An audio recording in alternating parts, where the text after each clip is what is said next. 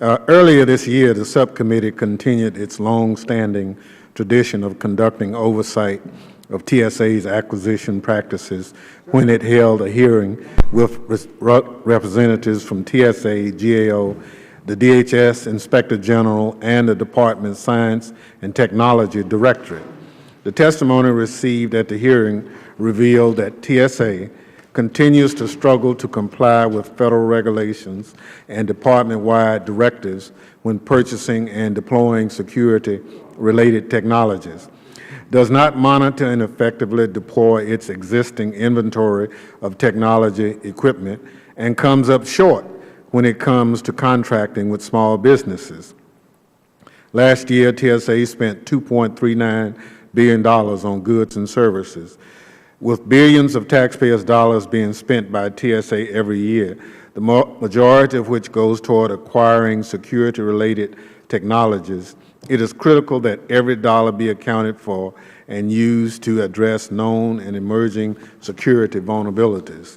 To accomplish that, TSA must set forth the technological requirements for each acquisition, including what existing capability gaps would be addressed.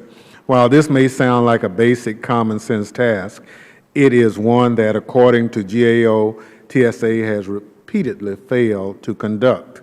In fact, in 2009, GAO reported that TSA failed to conduct a cost-benefit analysis prior to purchasing and deploying over $100 million worth of AIT machines. Had TSA conducted such an analysis and considered privacy concerns, approximately $40 million could have been saved. Certainly, some of that money could have been put to far better use by supporting promising technologies developed by small businesses.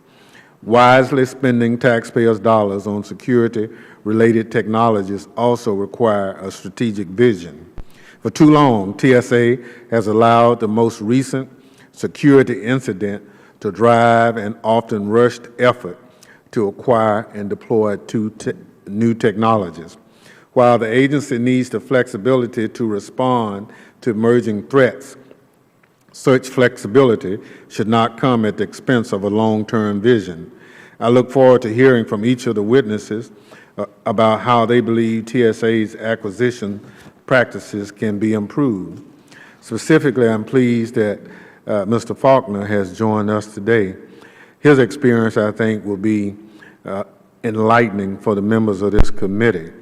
I look forward to hearing from him also on how TSA can improve its contracting performance as it relates to small businesses. Small businesses play a key role in both job creation and innovation. It is essential to both our economy and security posture for TSA to effectively partner with small businesses.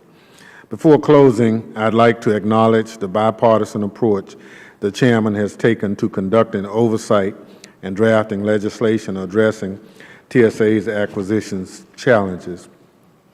Mr. Chairman, and I might add at this point that this whole acquisition situation has been an ongoing, never-ending saga for those of us who've been on the committee a while, but especially people who do this for a living.